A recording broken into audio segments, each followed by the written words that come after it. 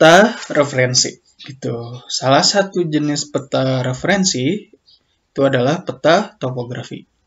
Dia bisa menunjukkan lokasi dari suatu daerah gitu. Peta topografi atau topo itu artinya dia elevasi atau kontur. Nah, biasanya di peta-peta topografi ini itu selain menunjukkan garis-garis gitu ya. Ini garis-garis menunjukkan nilai ketinggian gitu. Berarti nilai makin tinggi, elevasinya lebih tinggi gitu ya. Peta kontur gitu, elevasi. Nah, di sana juga sering ditunjukkan nama-nama dari tempatnya gitu. Tempat tersebut itu seperti apa. Nah, kemudian mulai masuk ke wilayah yang dia tidak berkontur, tidak memiliki elevasi atau elevasinya renggang gitu, artinya landai daerahnya. Kalau yang ini makin rapat konturnya, dia berarti makin terjal. Nah, mulai kita juga ada daerah-daerah yang berbeda gitu. Jadi ada informasi lokasinya di sana.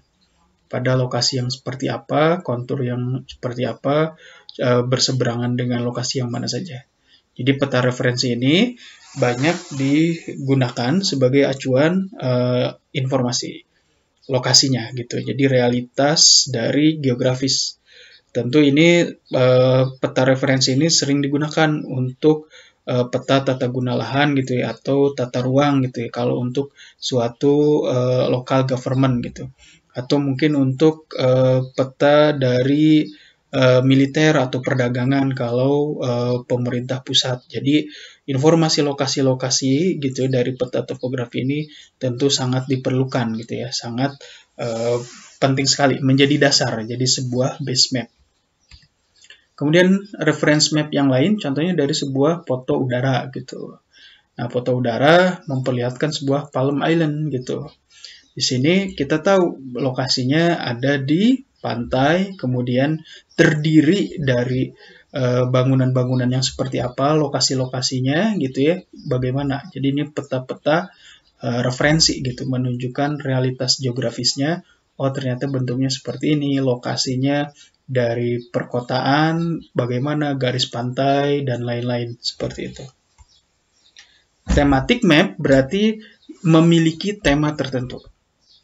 Nah, salah satu kelebihan dari peta tematik ini, kita mendapatkan gambaran bagaimana distribusi suatu topik, suatu tema sepanjang wilayah tertentu gitu, seluas wilayah tertentu. Ini contohnya peta tematik berjudul harapan hidup gitu ya, life expectancy. Kita tahu di sini bagaimana gitu ya life expectancy-nya ini gitu. Bahwa masing-masing dari wilayah itu memiliki nilai expectancies life yang berbeda-beda gitu. Nah, kemudian di sini ditunjukkan juga ada legendanya gitu, legenda dari minus 50 gitu ya, sampai di sana ada 80 plus gitu. Jadi masing-masing dari negara itu memiliki nilai life expectancies yang berbeda-beda, harapan hidup yang berbeda-beda gitu.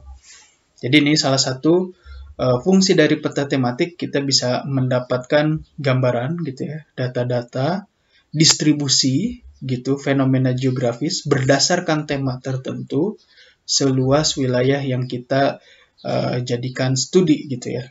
Nah, di sini kita tahu gitu life expectancies gitu, harapan hidup masing-masing dari negara itu berbeda-beda. Kayak kemarin juga peta COVID itu menunjukkan terpapar COVID yang berbeda-beda di berbagai provinsi di Indonesia. Thematic map yang lain, contohnya ada GDP gitu, atau Gross Domestic Products yang ada di negara Eropa. Nah, kita lihat ada Prancis, Jerman, UK, kemudian ada Norway, ada Italia, ada Portugal, dan lain-lain memiliki distribusi tematik gitu yang beda-beda. Karakter temanya berbeda-beda. Jadi dalam hal ini temanya adalah GDP. GDP masing-masing negara di Eropa itu berbeda-beda. Dengan yang tertinggi kita punya di wilayah sini gitu ya, ada negara di bagian Swedia gitu ya, ada negara Swedia dengan GDP yang paling besar gitu, lebih dari 140% GDP-nya. Kemudian di sini juga ada negara-negara yang memiliki GDP yang lebih kecil gitu ya. Contohnya misal Italia, kemudian negara-negara seperti Bulgaria gitu ya. Kemudian ada Rumania dan lain-lain gitu. Jadi berdasarkan tema dari GDP-nya. Kemudian kita bisa melihat bagaimana karakteristik GDP pada masing-masing lokasi gitu. Tematik map yang lain contohnya adalah laju dari literasi. Jadi tingkat literasi atau kemampuan masyarakatnya untuk membaca gitu ya di negara India. Jadi peta dari melek huruf gitu. Nah, temanya berarti dia adalah literasi rate gitu. Jadi tingkat melek huruf atau literasi orang India gitu ya di negara India. Temanya itu. Nah, kemudian ditampilkan distribusinya seluas negara India ini gitu. Kita tahu bahwa ada beberapa daerah gitu yang memiliki tingkat literasi yang tinggi, dalam hal ini warna merah gitu ya. Di sana dalam satuan lajunya gitu berapa gitu ya. Kemudian ada yang merah, kalau di sini ya sesuai legenda berarti dia tingkat literasinya paling kecil gitu. Nah, kalau yang hijau dia tingkat literasinya lebih tinggi ya. Sesuai legenda dari sini ya, color legend di sini gitu. Kayak gitu. Jadi temanya apa, kemudian bagaimana pola yang terbentuk di dalam peta tersebut gitu ya. Oke, jadi kalau di dalam GIS sendiri itu tidak terbatas gitu ya, kita hanya bermain di satu peta tunggal, misal peta referensi saja gitu, atau peta tematik saja. Kita bisa menampilkan, melakukan penyimpanan data itu kedua-duanya, tetapi di dalam GIS gitu, itu sering kita menemukan integrasi antara peta referensi dengan peta tematik. Contohnya peta referensi gitu ya, kita overlay, kita tumpang susun gitu ya dalam sebuah peta tata kota gitu.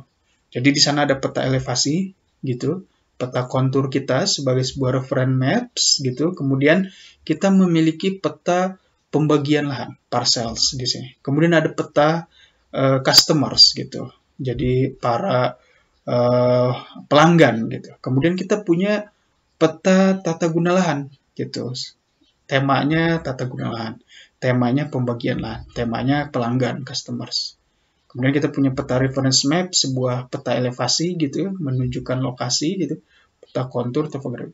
Nah, kita banyak menemukan kasus-kasus di dalam GIS itu adalah integrasi antara reference map dengan peta tematik gitu. Jadi ini merupakan gabungan dari beberapa layer peta menghasilkan sebuah peta dari real world kita gitu.